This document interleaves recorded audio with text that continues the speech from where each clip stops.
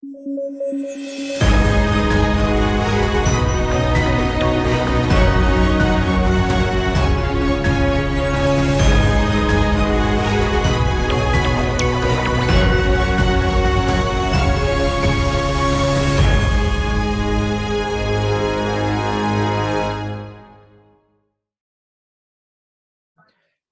afternoon, everybody. This is the third webinar of Strategy International.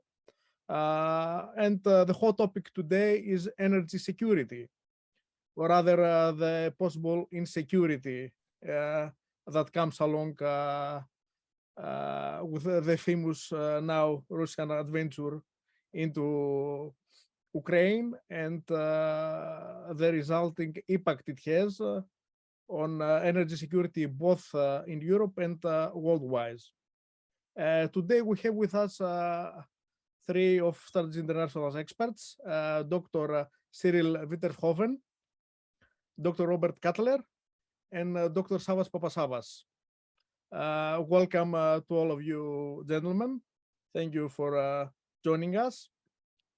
I will start off the webinar by stating that well, I read today that UN ministers failed to strike a deal on capping gas prices. As I understand it, the fundamental problem in Europe is a really shortage of gas over time. And if Europe is to attract that kind of gas, it should expect to pay higher prices. My questions are therefore in several parts. What should be done to secure energy supplies in the long run? What should be done to diversify the supply sources and routes and storing those energy supplies? What could also constitute adequate protection of critical infrastructure, because that will be of paramount importance as well. And perhaps you would like to comment on green policies and how they may tie in this new energy environment and how feasible they are. Dr. Witterhoven, you have the floor. Okay, thank you. First of all, I'm honored to be on here and to get into the discussion with my both feet at the same time. Energy security is a real issue right now, not because there is not enough energy in the world or on the market, but because we are not able to get the energy we need into Europe. When we then look at energy and energy price caps, the main issue that nobody wants to talk about is that to reach a deal with potential suppliers, the European Union, European countries need to realize that energy producers will need to invest on a long-term basis of 15 to 20 years or more to recuperate their energy investments. Well, this is only possible, and that's where an energy price cap is a major issue. Energy producers like Saudi or Qatar or Nigeria are only willing to commit to export energy to Europe on a long-term contract basis, so 15 to 20 years at least. Now, if Europe is not willing to do that, we only are able to reach energy on the spot market, which means prices for oil, gas, or whatever will be extremely high. Can we hand over to somebody else because I think I'm gonna. I will hand over the same question to Dr. Cutler if you care to give us your comment about energy price caps and perhaps on how to deal with finding new energy resources as far as Europe is concerned. Well, Dr. Withershoven has hit on one of the main points in his brief intervention. I trust he'll be back to continue it later, which is the need for long-term investment, whether it is a state actor such as Saudi Arabia or Qatar or any other, or whether it is a private company. Many of, as we know, Exxon,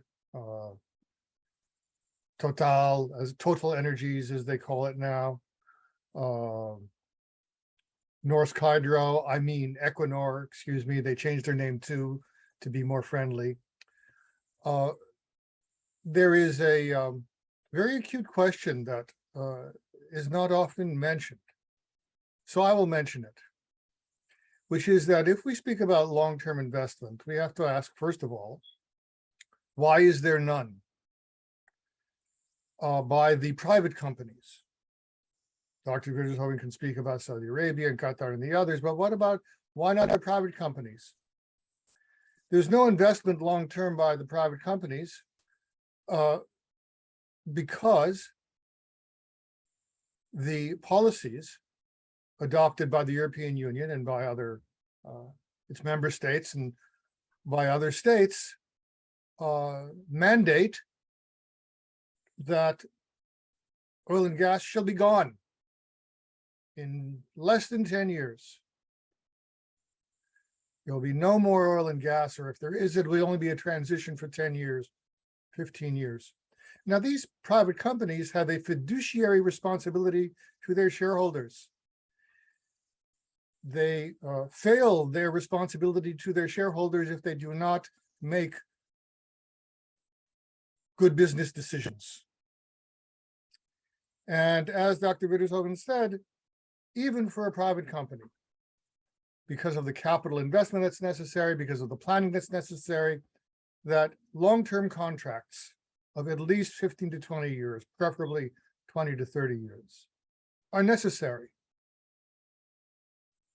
But the private companies are in a situation where it is mandated by the governments, not only by the governments, that they should go out of business in the next 10 years. So it would be a poor business decision for them to make any investment in a situation where they require 20 years of production and sale and contract in order to justify the investment on a commercial basis when they're going to be out of business in 10 years. Also, they would be responsible, they would be liable in the courts in front of their shareholders if they made such a decision to invest, because it would not be in the best interest of the shareholders, to whom the companies are ultimately responsible. And they would be pursued in court by their shareholders for making bad business decisions.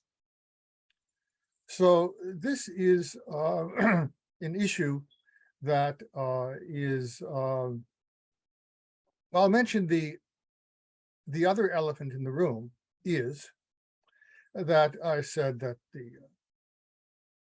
20 years, there's not going to be these companies anymore, allegedly in 10 years. When one looks at Europe, when one looks at pipelines, one must remember that in the last 6 months of 2019,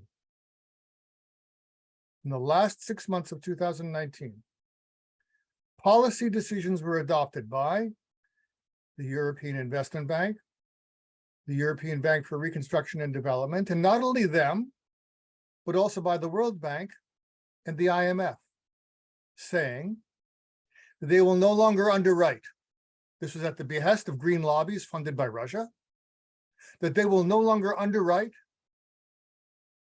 the planning, construction, or operation of such oil and gas pipelines.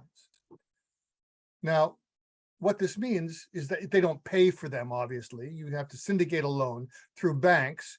But what these institutions do is they basically give a stamp, a seal of approval after environmental review and consulting NGOs and all that. And the insurance companies, nothing gets built without insurance.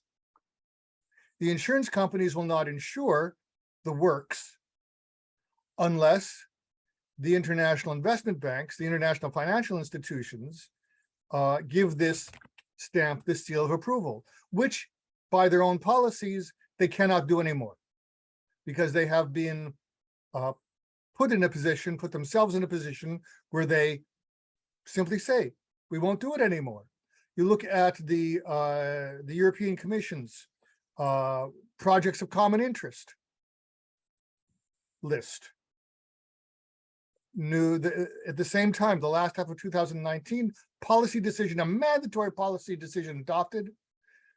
No new pipelines, unless it's a gas pipeline and it can be retrofitted to hydrogen as well as methane. Well, then we might, think about it.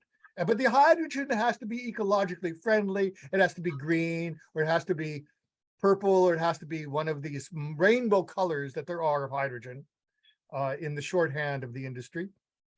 Of course, those technologies are not here now on a commercial basis. So those pipelines are not going to get built either. This is only by way of exposition, elaboration of a point that Dr. Wiedershoven made very cogently concerning the need for long-term investment. And since I am most specialized in not European as much, European, but also Eurasian energy, Central Asia, Turkey, Russia, South Caucasus, Iraq, so on. I see this is where the pipelines could have come from, where the gas is the only places where the gas is available to be exploited, but it won't be for these reasons. That's a short exposition of one point. I'll stop there. All right. Thank you very much, Dr. Kataler. Dr. Papasavas, I would really like your opinion. Okay. First of all, well. good evening for everyone. Due to my expertise, which is more on energy geopolitics, I'd like to see it from that perspective, at least for the very beginning. Like Dr. Cutler said, there were some issues with the enterprise's risk assessment over the last couple of years. I think, and it's not just my opinion, a lot of big companies, particularly the big three, or the big four, they have already started discussing this. The problem the last years was that they were taking for granted anything that had to do with the geopolitical aspects of energy. As a matter of fact, the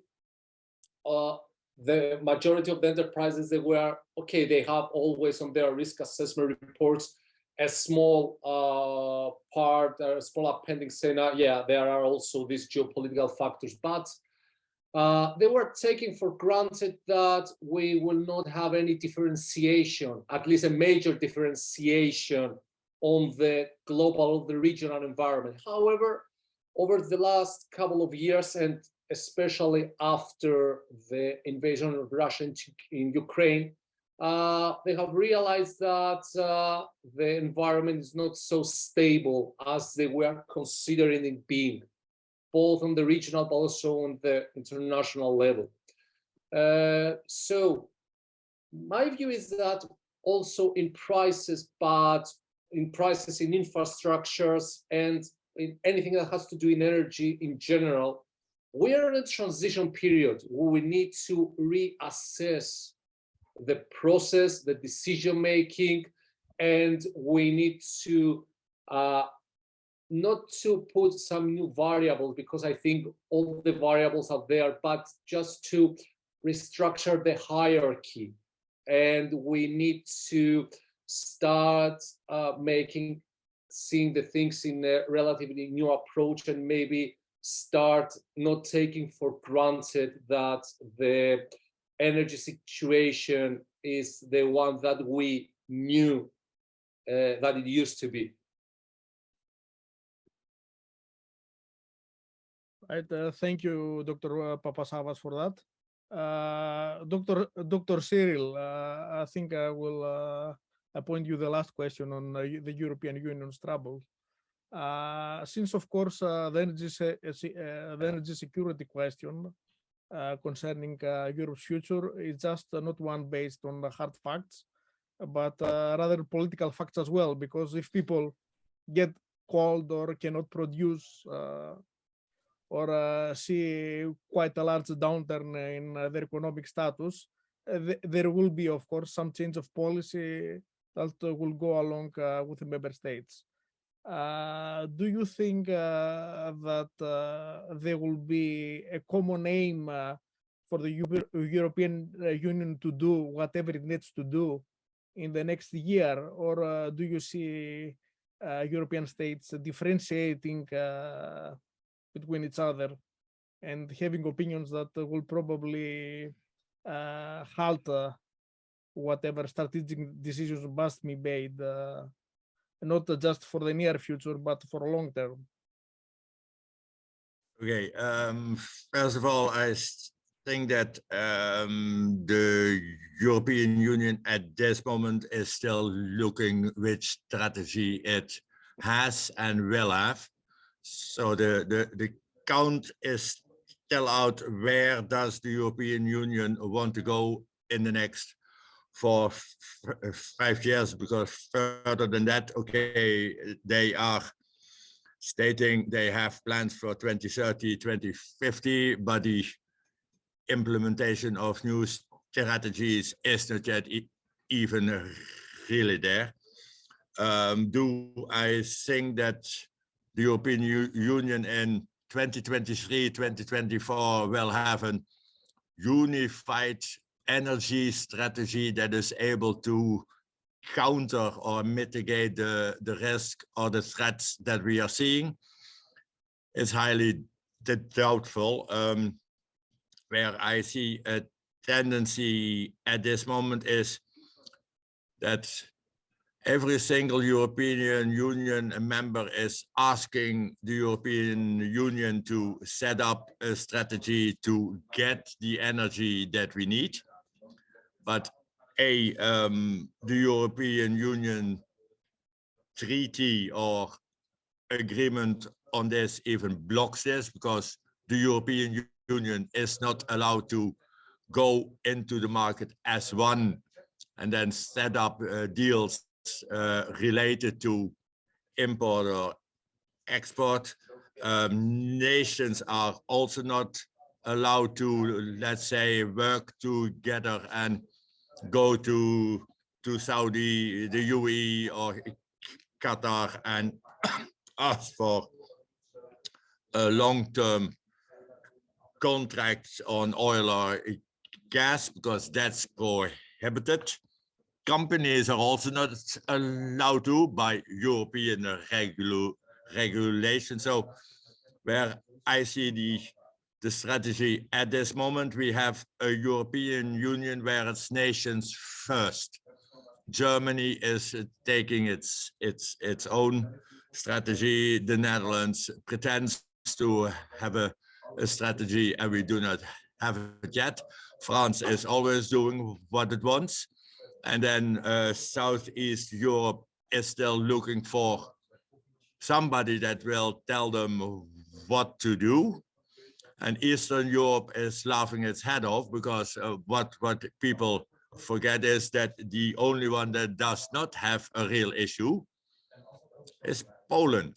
They have enough coal, they have enough gas, they already had diversified their energy imports. They don't have an issue. Yeah, so if I would be the devil's advocate, I would say to Brussels, look at Poland and do what they did and do it quick, because otherwise 2023 will be worse than 2022, and 2024 and 2025 are going to be the same, because in the end, renewable strategies that we are putting in place right now will take 5 to 8 years even to get on stream, if ever. That is, if everything related to these projects are going according to plan, which they never do. Yeah. And secondly, if the logistical system, ecosystem for all of these renewable projects are able to fulfill what we ask them to do. And that's also not the case. We do not have steel, thanks to Ukraine and Russia. We do not have the minerals and the metals. Yeah, so not only thanks to Russia and Ukraine, but thanks to the European Union and China, we do not have anymore the manufacturing of all the things we need, because it's all into China. And once somebody sneezes up there, China is close. So we are in a catch-22 situation. We know what we need to do, but we are not able to do. And what we should have been doing before, we did not want to do, because if we are now looking for oil and gas, it's not going to happen. We are only signing MOUs. Every single deal that I'm seeing, it's not a deal. It's an MOU between a government and a government. And in Europe, a government does not make an energy deal. That's extremely simple. An MOU has the same value as a toilet paper. Nothing. It's an intention to talk about the possibility that maybe we are going to make a deal with somebody else. That's it. So we are in a very unpredictable, volatile situation that politicians do not want to accept, because they don't think further than 1 or 2 years, because then there are new elections. Okay. Yeah. And I think that goes for all European countries. In your experience, I don't know, if would there be any reapproachment with Russia if there is another Russian leadership that somewhat stabilizes the mess Russia got into? You know, the temptation would be there. If tempting, I think. somebody is now stating that we are considering the possibility that we are re-entering with Russia any agreement within the next 2 to 5 or 10 years, I say go back to another job, because it's not going to happen. It's Russia's energy is out for at least 2030. At least. And Russia's energy, if it takes another year to 2 years, its energy production is way lower than it is right now. And that's not because we do not buy it, yeah, or that somebody else is not buying it. No, we are not allowed, due to the sanctions, to export the technology that the Russians need.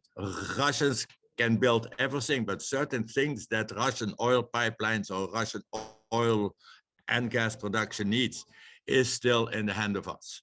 And this is the thing they are not going to get. And if there are no remarkable, okay, Russians are good to get remarkable things, but if there are no remarkable changes, production in Russia will go down by 8 to 12% per year. So 2022 is year number 1. Yeah, so exports are going to be lower. They do not have any storage, because Russians were thinking we sell it all off. There is no storage for oil and gas and petrol chemicals. And if you end production on an oil and gas field in the Russian way, it's not going to be extremely good for the restart of that field. Yeah, so whatever, Russia is out. Russia will need to look at Asia, Saudi, Turkey. I know I did not it's fine. talk about.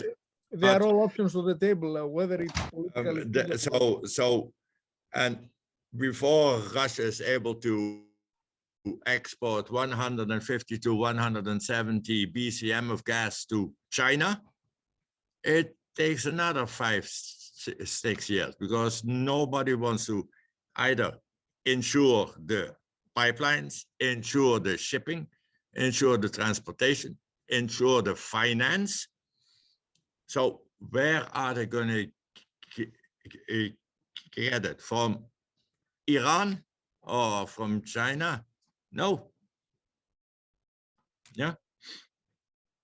Thank you for that very close to political reality opinion you gave us, because no matter what the experts are saying, it's always, I suppose this kind of question is always at the back of people's mind, especially when they're facing the repercussions from event that we usually watch on the news, and it always seems far away.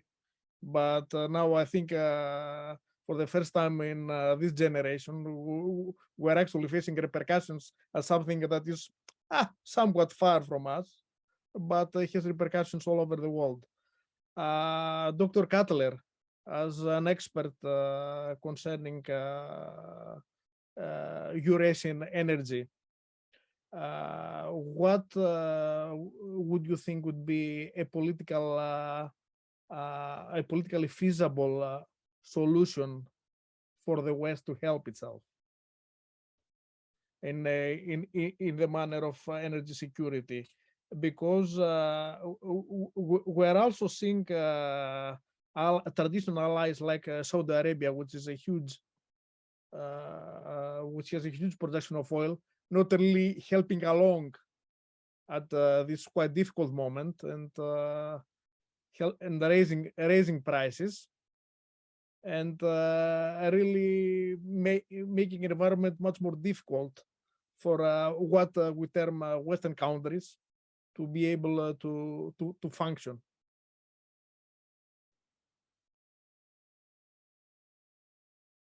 We can't hear you, I'm afraid. You have mute on. Yes, what would be necessary,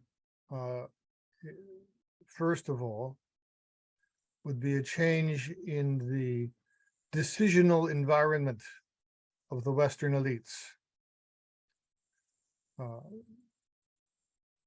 They are constrained by matters that we've already alluded to.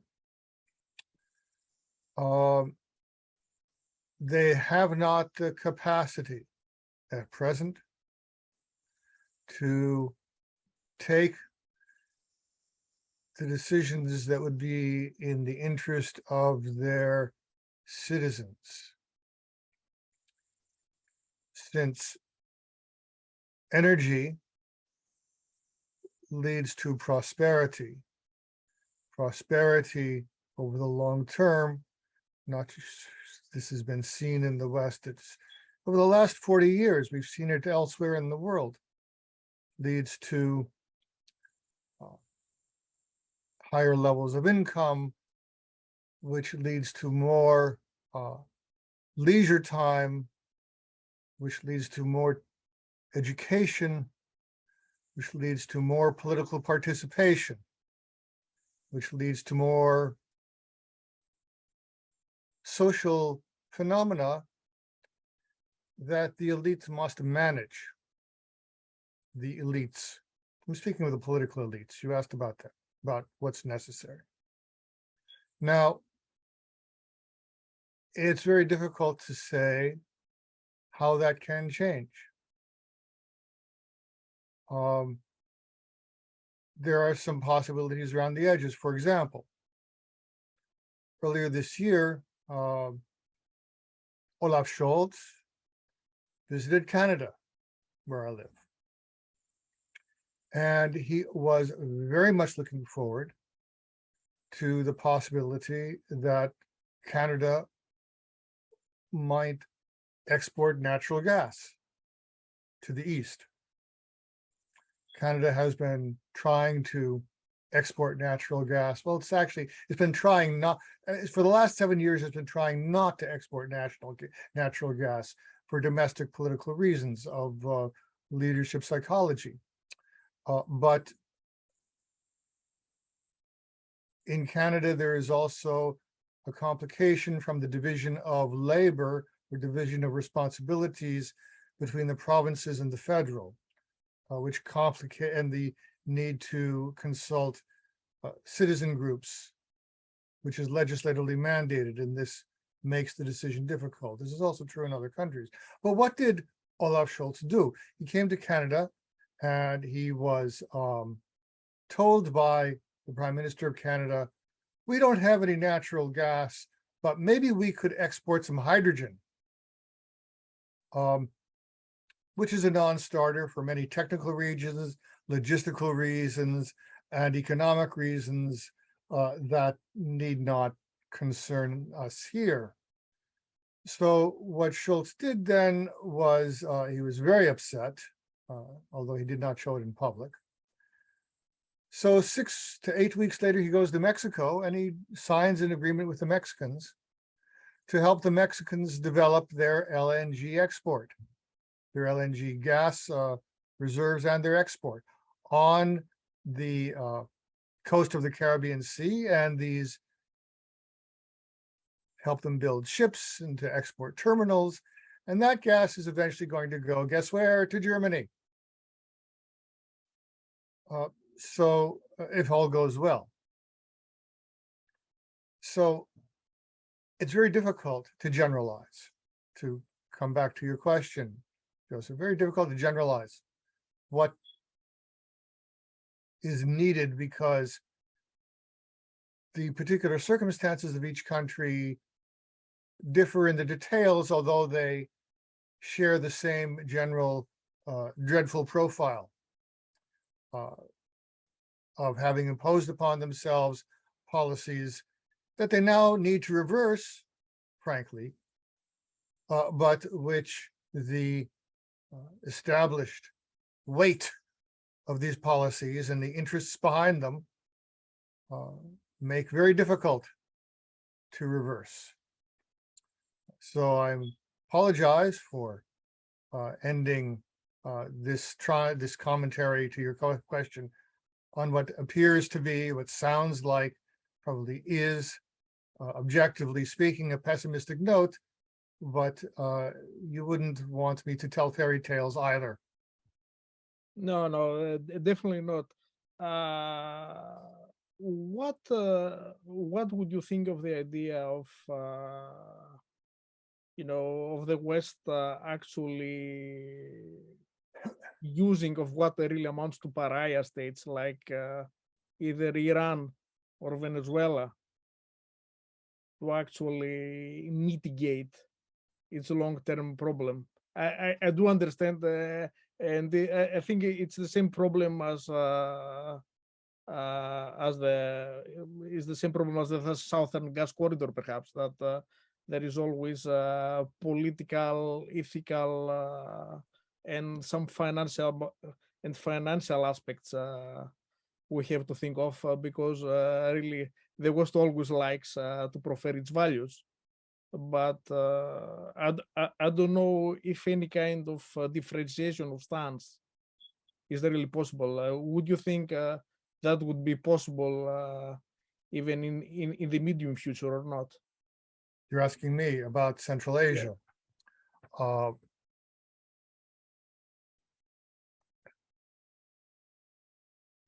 The problem with Central Asia is not, well, the principal problem with EU Central Asian energy relations is not that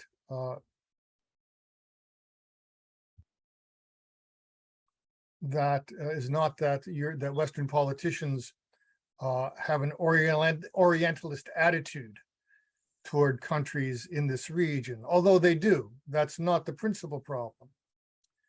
The principal problem is a lack of resolve and a lack of means. Dr. Rittershoven mentioned MOUs. Well, there's been an MOU signed by the EU with Azerbaijan. There's been one signed with Kazakhstan. And these, frankly, even if they're realized, are not substantial, because they're not for oil, they're not for gas, they're for the export of electricity generated by renewable means. And you look at the amounts of the electricity and how the cable is going to get from Kazakhstan to Bulgaria, no one even talks about, because they're MOUs, and that's the problem for private enterprise, to solve, So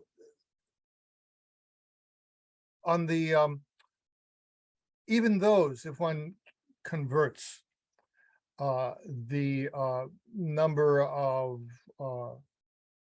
gigawatts to equivalent billions of cubic meters of natural gas, these electricity cables are next to nothing, single digits of BCM, low single digits of BCM.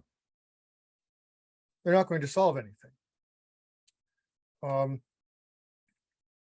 There is gas in the Azerbaijan offshore, additional gas. There has been for years, including deposits that the Azerbaijanis themselves discovered without help from Western companies back 5, 10, 12 years ago. For whatever reason, the Western companies did not develop these. Total tried to look at it. I think that what happened there was that these are worldwide companies. They have whole portfolios, long lists of possible projects that they might invest in for various markets. And that Azerbaijan was very promising, was very nice, it was technically feasible, but it just was not as profitable as some others. I believe, my hunch is that that's what happened. So now you look at the Southern Gas Corridor, which could be expanded. Even if you expand, even if you find a way to increase the investment necessary to increase the production of the Shah Deniz 2 offshore from Azerbaijan, and even if that gas would go into the Southern Gas Corridor all the way to Italy, which it would not do, because Azerbaijan has its increasing domestic needs, and so does Turkey. The Trans-Adriatic Pipeline now holds 10 BCM a year, and it can be doubled without laying an additional pipeline. It can be doubled. You just add some more compressor. That's only another 10 BCM, billion cubic meter a year. Given what Europe's needs are, given the shortfall, this is pocket change. And I'll stop here. And if you're interested, I'll tell you more horror stories about Turkmenistan and the Trans-Caspian pipeline, but I'll save that. It's a very niche topic, so I'll keep it in its niche for now and let someone else pick up the ball or take the baton. Thank you very much for what amounted to a very interesting way around the area. Dr. Papasavas, Dr. Cutler mentioned organizations.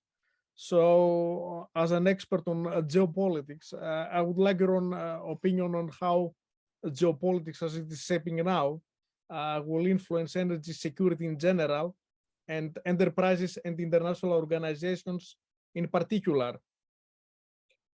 Well, first of all, we need to understand that energy security, it's both theoretically but also empirically a term that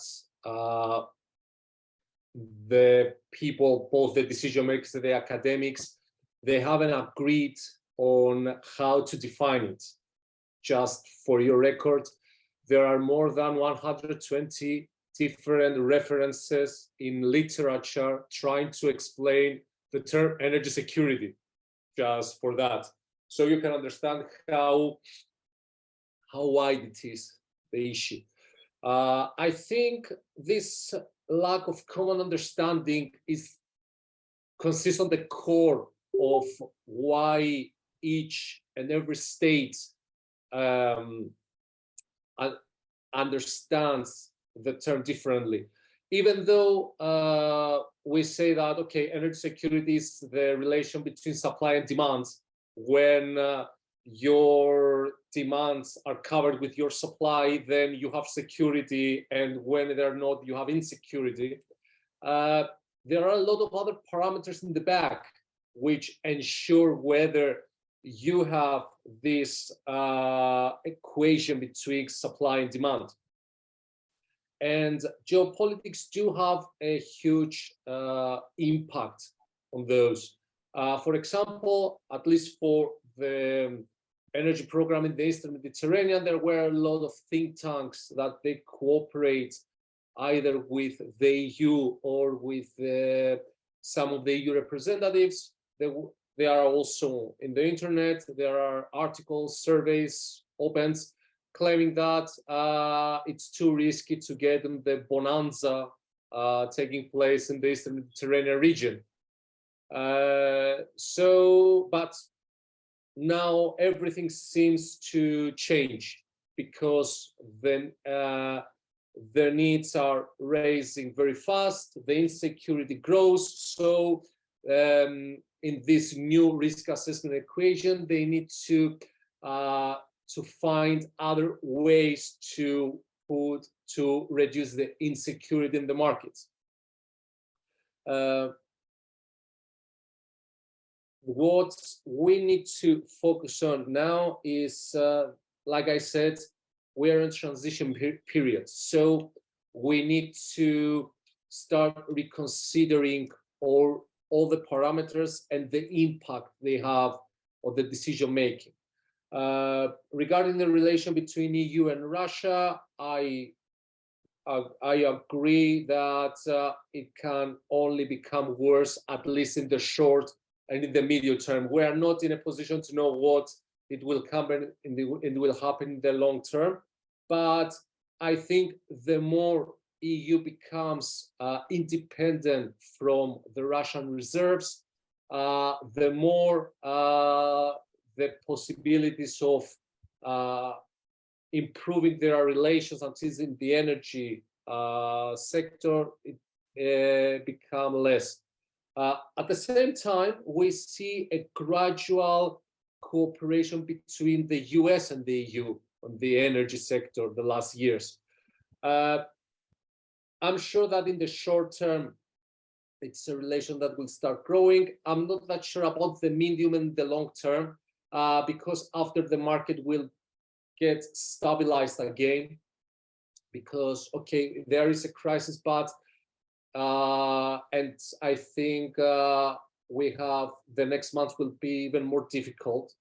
But I think sooner or later this crisis will end. So by the end of this crisis, maybe there will be a reassessment in the energy relations between the EU and the US. Lastly, I think that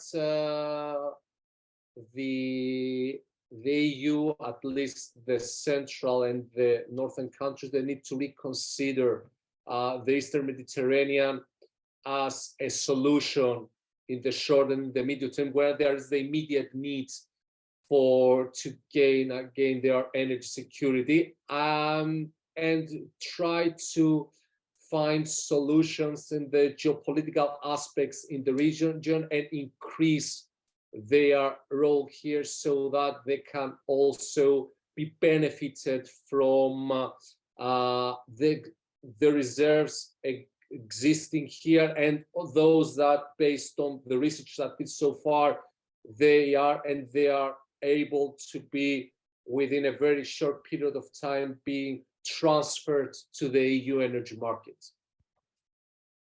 Right. Thank you, Dr. Papasavas, for your statement. I do have an amalgam of questions from two of our attendees in this webinar. How effective is environmentally friendly energy? Can it really bring energy security? For example, hydropower is very big in certain countries, but it is not feasible for others. While electricity producing windmills are prevalent in many countries, but there is always this question of them destroying the landscape and generally environmentally friendly energy being a slogan rather than something that can actually be done now with existing technology. What would be your opinion on it? Dr. Widershoven, if you may take the floor for the last time. You're on mute. Yes. Okay.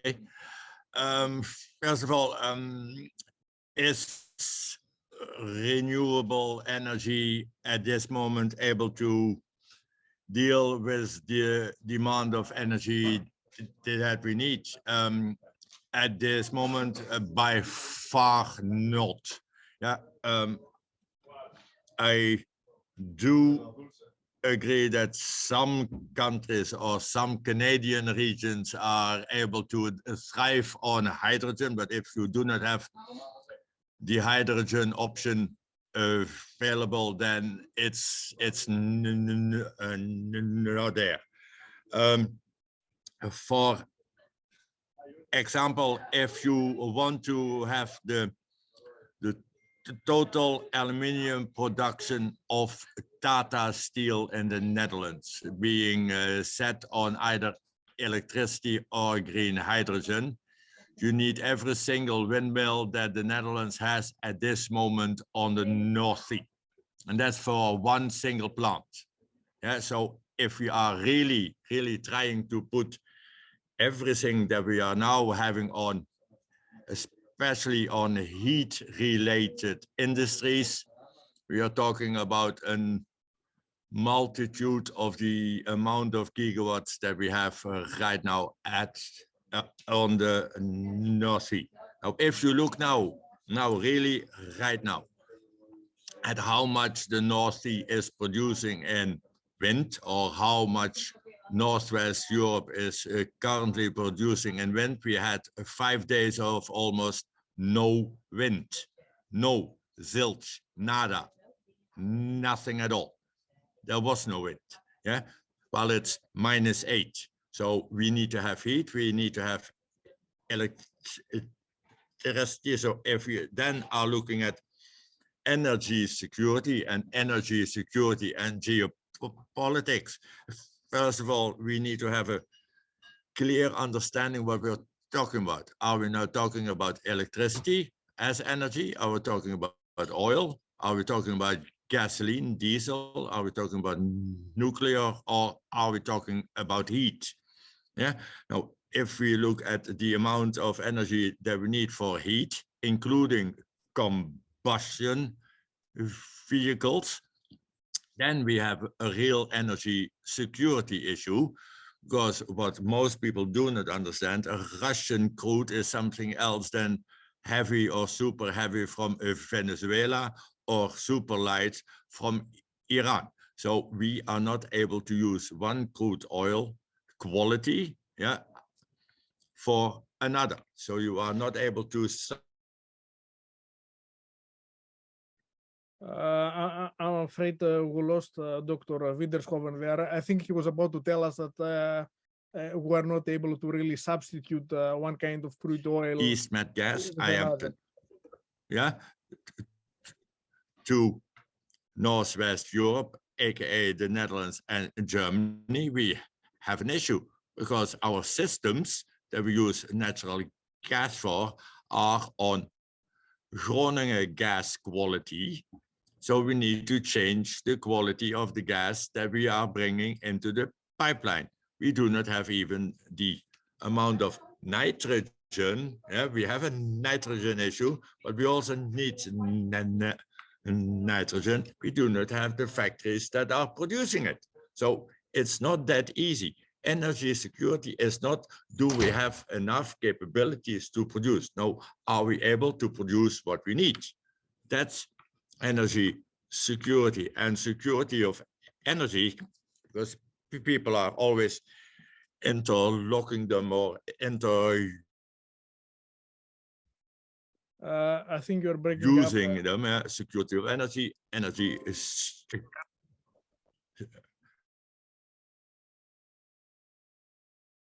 All right. Dr. Widershoven, since you're breaking up, we think look at are you hearing me? I'm afraid you're breaking up, so I'll cut you short here Okay. if you don't mind. I would like to thank you. Dr. Cutler, I would really like your most cynical to the bone comment on is really getting energy right now with existing technology and well, the existing, I suppose, political capacity. Is it really a feasible tool, or is it a slogan as far as the present is concerned? Well, I just have to correct one thing, and being Greek, you will, I think, get the joke. I do love dogs, but I am not a cynic.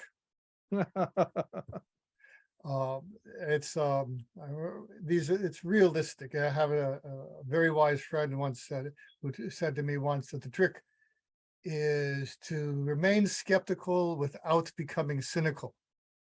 So you may call me a skeptic. I believe that I'm realistic. And